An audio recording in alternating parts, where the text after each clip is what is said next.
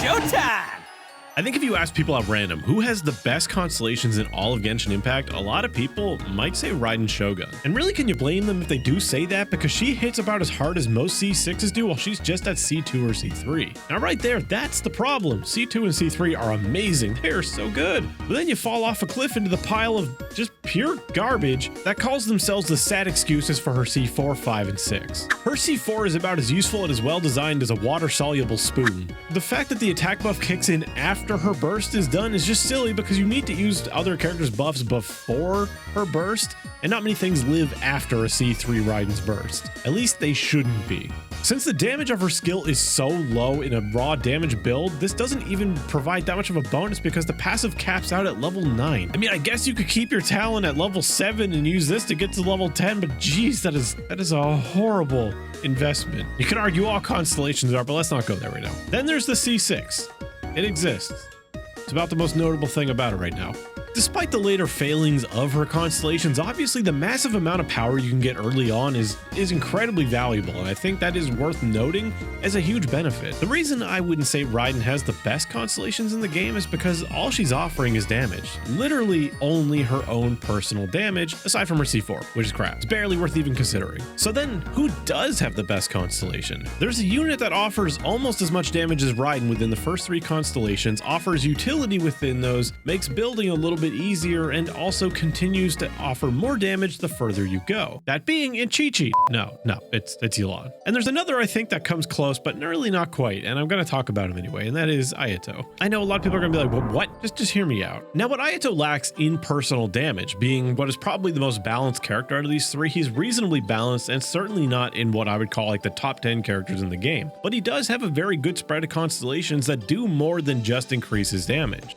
His C1 may be a very generic damage increase. It is certainly nothing spectacular, certainly not exciting, but it is consistently good and will provide a decent damage increase. C2 is where things get a little bit more interesting and where he earns a lot of, I think, consideration in this category of being best constellations and opening up a whole new way to build artifacts. It may be a little up for debate on whether HP or attack percent is still better in certain slots, but what it does do is make it so when you do have HP percent on your gear or you do have an artifact that is comparable, it may actually make it better and make it a viable option. So it opens up an entirely new avenue of building, which makes him cheaper, more reliable, and easier to build, and also just more options is always good. And then you have a C4. Attack speed increasers are incredibly few and far between, and they're usually in lower values and for low durations. This, however, is a very long duration with an easy requirement to fulfill that not only buffs his own personal damage quite a bit because he is reliant on his attack speed, but if you do use it for somebody else, it'll help them too. C3 is obviously really good because it buffs his skill, and he is primarily skill damage when used as an on-field DPS. C5, yeah, not so much. Burst damage, not so important in most teams Ayato's in, usually just used to apply Hydro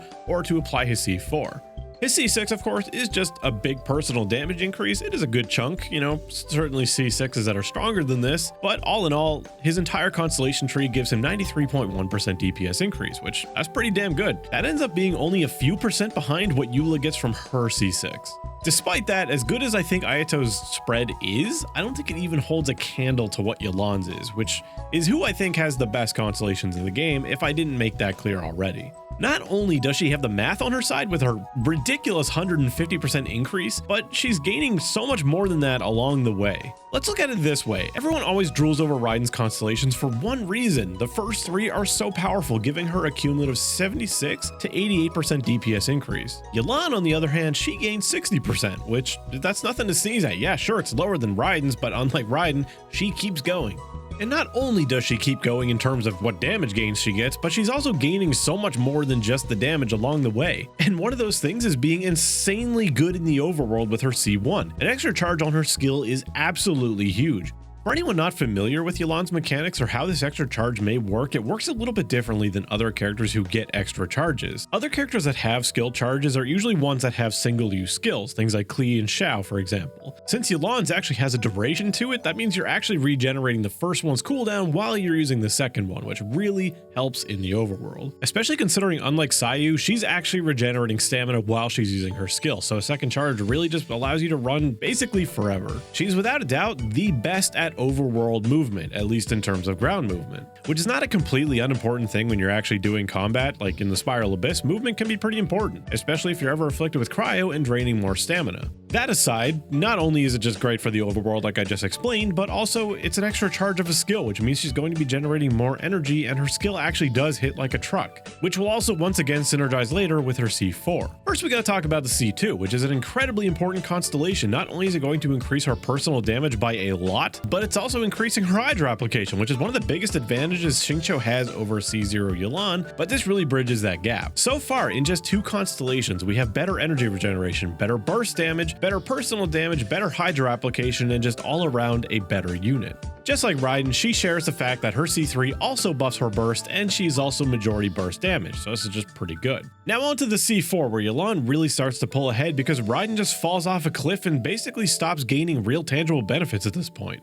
Raiden, unfortunately, is not the only one to be afflicted with one of these just god-awful garbage C4s that buffs other units but in a really underwhelming way with a crappy condition. Yulan, on the other hand, was lucky enough to get the exact opposite. She has an exceptionally strong buff, giving up to 40% max HP, and thanks to her C1, it's an incredibly easy requirement to fulfill. All you need to do is hit 2 enemies 2 times each with her skill, and then it lasts 25 seconds, so it's pretty much easy to maintain for literally the entire fight. You'd basically have to walk away to let that drop. Let's talk about the buff. We have a lot of ways to buff attack in this game. We have Bennett, we have Kujo Sarah, we have things like Noblesse Oblige, we have things like Thrilling Tales of the Dragon Seekers, but giving HP to other targets is not a thing we can do very easily right now. We have things like the Hydro Resonance thanks to the Sumeru update, and really that's all that comes to mind right now. I might be missing something obvious, but I can't think of anything else that buffs HP for the party. We certainly don't have something like an HP version of a Bennett or a Goro yet, and really basically that is C4 Yulan. She is filling that role for now until we get someone better.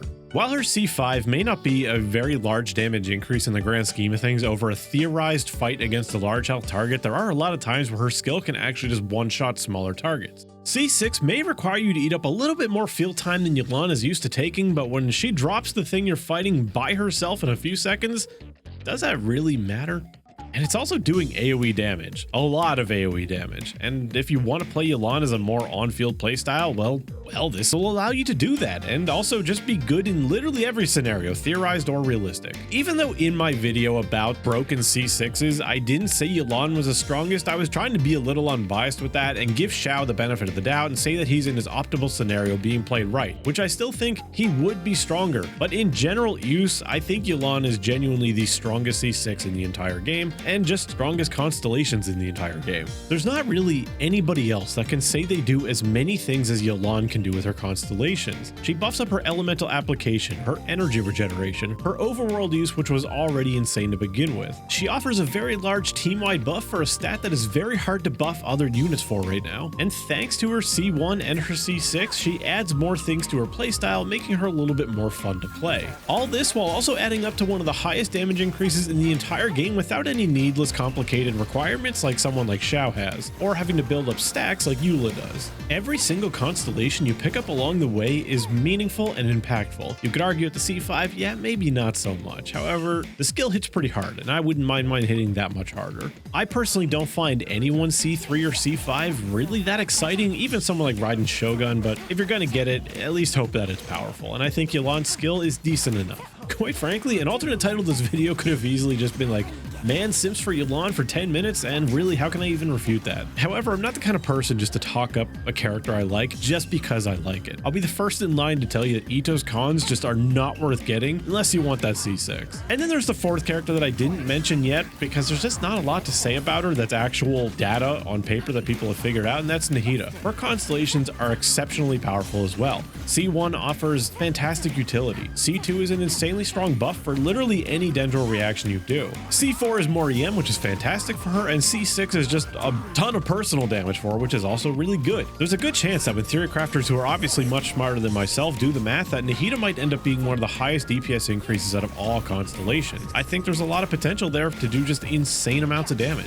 Yulan's just goes so far beyond that. I mean, let's be realistic here. What's going to save you more time? Doing a little bit more damage in the Spiral Abyss, which if you're getting C6 constellations, probably annihilating it anyway, or running around super fast in the overworld, while also increasing your DPS massively. But that's just my opinion, backed with a little bit of math, all thanks to the Kaching's Mains website as always. Big thank you to my patrons and my YouTube members who support this channel directly. They are the best, and thank you to you for watching, and I will see you in the next one. Attaboy!